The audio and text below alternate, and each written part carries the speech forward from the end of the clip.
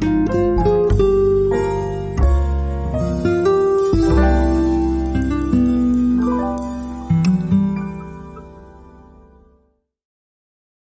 everybody, this is a bit of a different video. I'd been off work for almost 1 year now. It was actually, I think it was January 19th. I was working at McKesson, Canada, and I'd been suffering with neck pain and shoulder pain for probably at least 2 years, and I'd been struggling trying to get my family doctor to help me for years. Actually, there's more to it than just last 2 years, uh, and it was just getting very frustrating. I would go to work. I take extra strength Advil to try and help me with the pain, and there just came a point where nothing was working for me. I would go to a chiropractor on my own free will and, pay for it. I did have health insurance through McKesson Canada, but still, you had to pay whatever, $20 or whatever per visit. And I went to 13 sessions for that. And I went to physio, I had acupuncture. I've had numbness in my hands, I would say, for at least probably over 10 years. And it all started doing repetitive work at this other place called Quinny Plastics here in Trenton, Ontario. I was there for 13 years. And it was, we made plastic bags. And one of the main things we did was we made garbage bags for Greyhound bus lines. And so we would have these header cards, these cardboard header cards, and these white plastic bags. And we'd have to staple the header cards onto the bags. And so, be stapling and be doing that that wasn't my only job there, but I would say I did that probably 80% of the time, 75% of the time. So you're standing there grabbing bags, putting them together and stapling them, and you're looking down. And I'm a tall person. I'm 6'3", so that didn't help.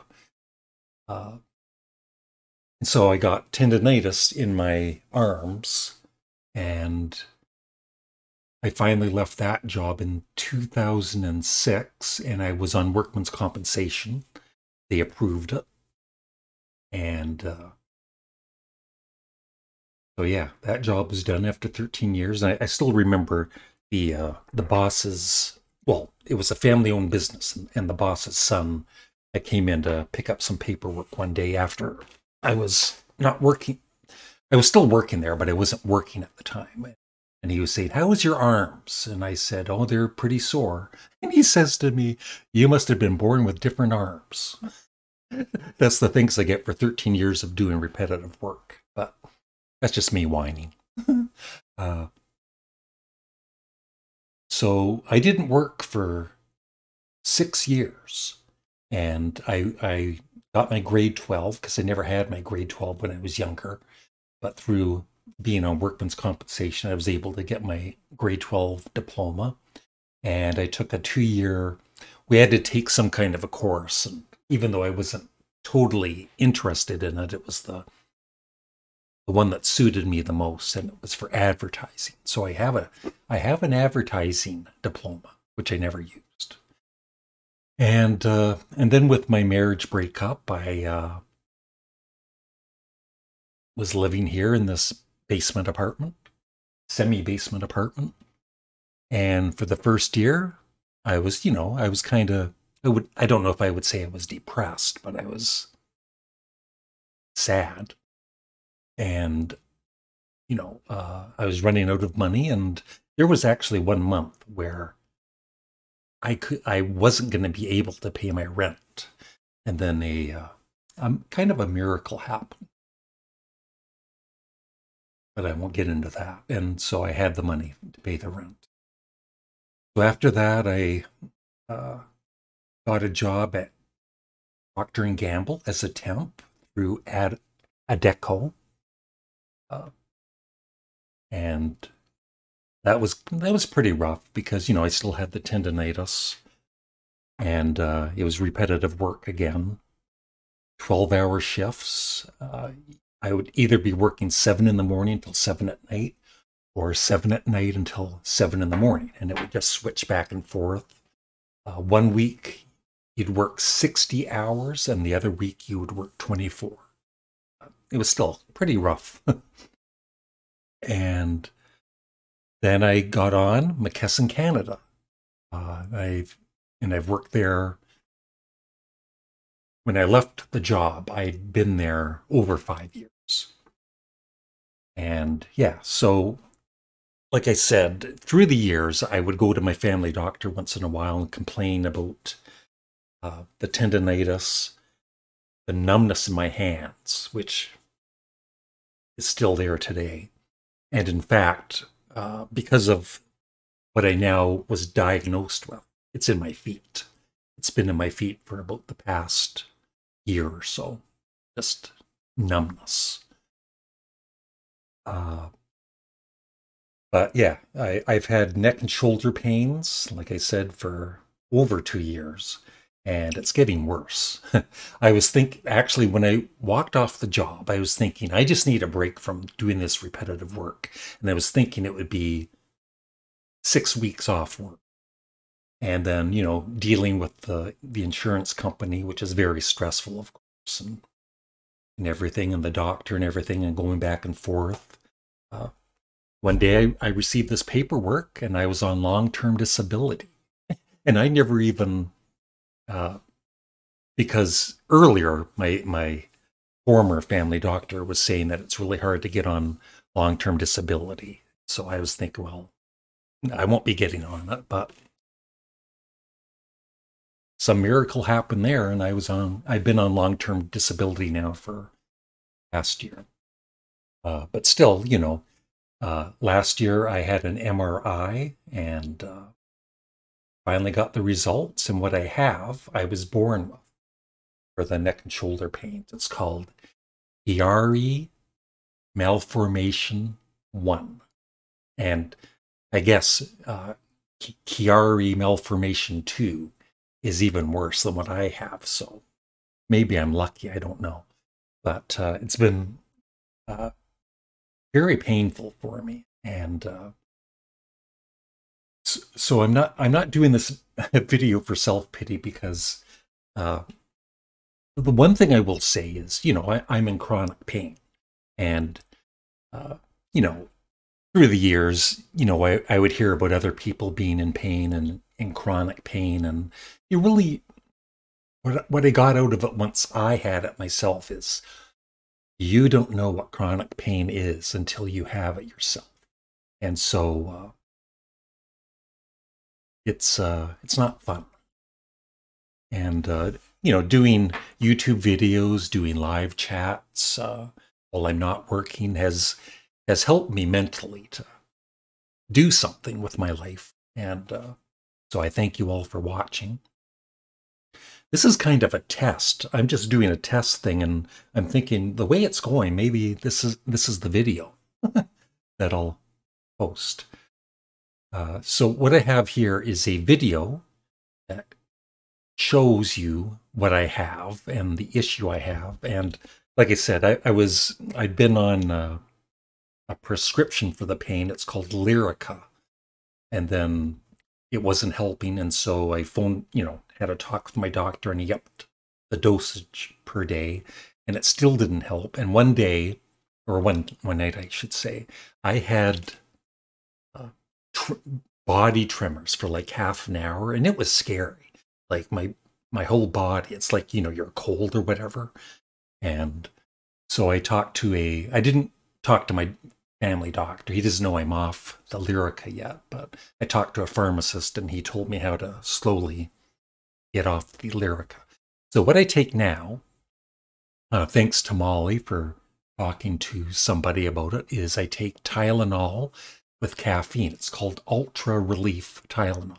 And it does help sometimes. But I would say probably 70% of the time I'm in pain, like now. So this is the video, and so just for those that are curious, and also another reason I'm doing this video is there might be somebody, you know, with the title and all that, that has this condition and they can help me with some information. But I think what I'm going to probably need from the research that I've done myself is I'm going to need surgery. It's called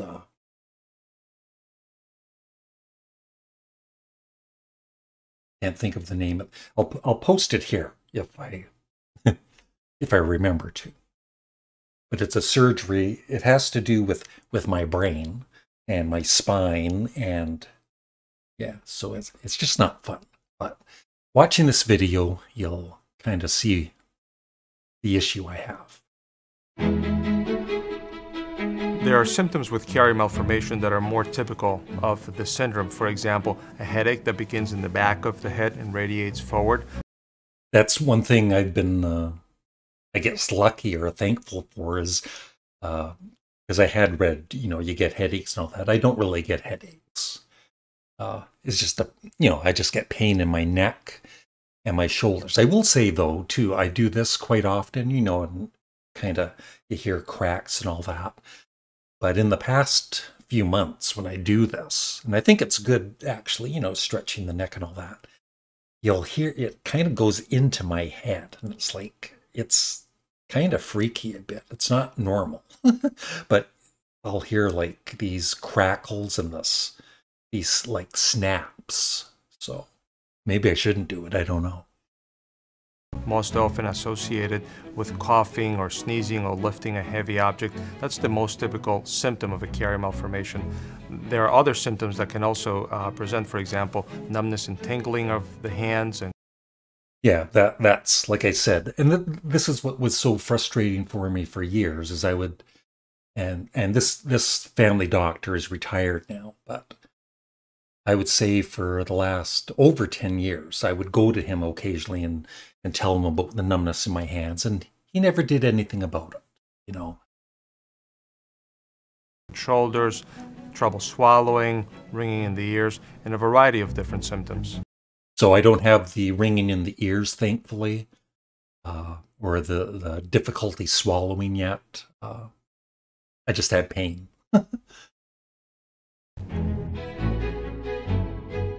Anatomically, the problem with a Chiari malformation occurs at the level of the foramen magnum. The foramen magnum is the opening at the base of the skull, and what happens in a Chiari malformation is there isn't enough room for the cerebellum and the posterior fossa, and part of the cerebellum, particularly what's called the cerebellar tonsils, herniates through the foramen magnum itself.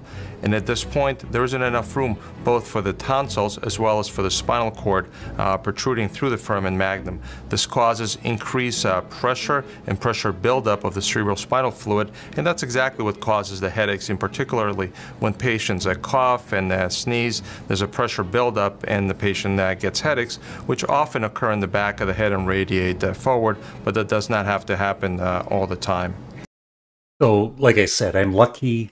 I don't have that, you know, they're showing the brain there and the headaches and everything. And I very, very rarely have had a headache. And like when I sneeze, I don't, you know, nothing hurts when I sneeze. But it's just a constant, that's the other thing too in the last, because it's getting worse actually, in the last, I'd say a couple of months at least. And I've never had back, you know, a sore back or anything, but I get lower back pain now, and just my whole back is sometimes in a lot of pain. One of the other complications of a Chiari malformation is that some patients can form what's called a syrinx, which is a cyst or a cavity within the spinal cord itself, and that causes different kinds of symptoms, including numbness and weakness as well. So that must be my issue right there, the syrinx. What did he call that? Syrinx?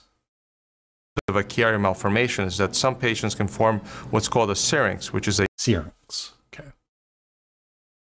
Yeah, so That's what it's called, decompression surgery. That's the word I was trying to think of. So that's what that's what I'm thinking, because just taking medication for the pain, it's not helping it, right?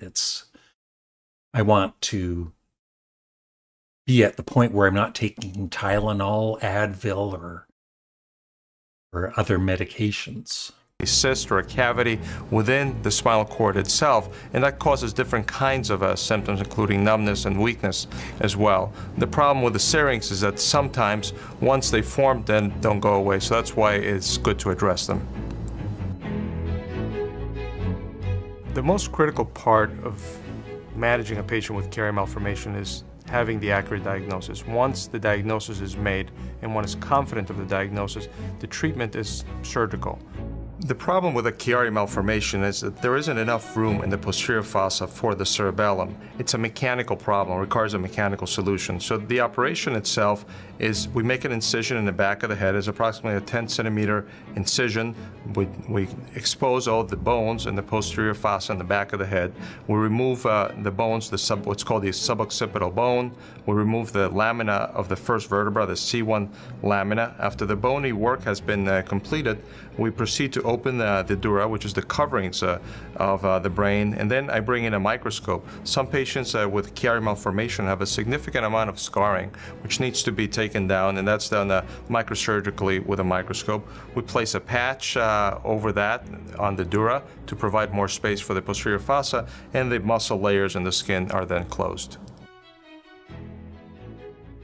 What's most critical in evaluating a patient with headaches and a number of other neurologic symptoms is to determine if the patient's symptoms are related to the Chiari malformation observed on an MRI, for example.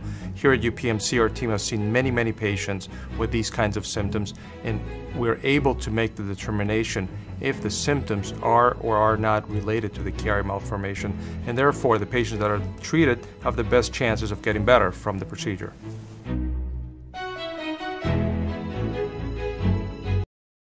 So yeah, that's it. And so it was, so frustrating for me for years with the numbness, and then the last 2 or 3 years with the neck pain and shoulder pain. And, at the time, because I'm doing repetitive work and I'm always kind of looking down because, like I said, of my height doing these jobs, which doesn't help. So having the MRI I think it was last March, and finally finding the reason was like, good news, bad news. It was good news to finally know that I'm not faking it, people, and that's the other thing too is, people that work, even younger people, right? I know there's people that I used to work with, and they had their own pain issues and all that. And, there's going to always be people being looked down on that, oh, they don't want to work or whatever. And I'm sure, there are people out there that are just faking it. But then again, there's people like me that are in pain. And it's not that we don't want to work. It's we can't work when we're in pain. And I actually did work in pain way too long. I should have, done something about this earlier. But, you're also, you're kind of scared to speak up and everything. And one other thing I'll say is I was getting so frustrated with my former family doctor, and it was about my neck and shoulder pain at the time. And he said, well, on a scale of 1 to 10, what's the pain like? And I was so frustrated with him not doing anything. I said, it's a 10. And so he replies back, so it's like being hit by a truck. And, I only said 10 because, I was getting so frustrated. And plus, I don't know what it's like to be hit by a truck. But I bet it would be on a 10, a 9 or a 10. But yeah, my pain now, that's the other thing, how do you rate pain? But I would say for myself, I used to say last year it was like a 7 out of 10. And I would say now it's an 8 out of 10. And it's pretty consistent pain, and it's not fun. But yeah, I would just love people's comments on, especially if they have this condition, and that's about it. So thank you for watching, and you might see me on live chats. I do this. I kind of sometimes don't even realize I'm doing it, but I'm doing these neck exercises, and it gets I love doing the live chats, but by the 2-hour mark, it's like I'm in pain and I have to end them after 2 hours. So yeah, that's it. Thank you for listening to me whine. Have a great day. Bye.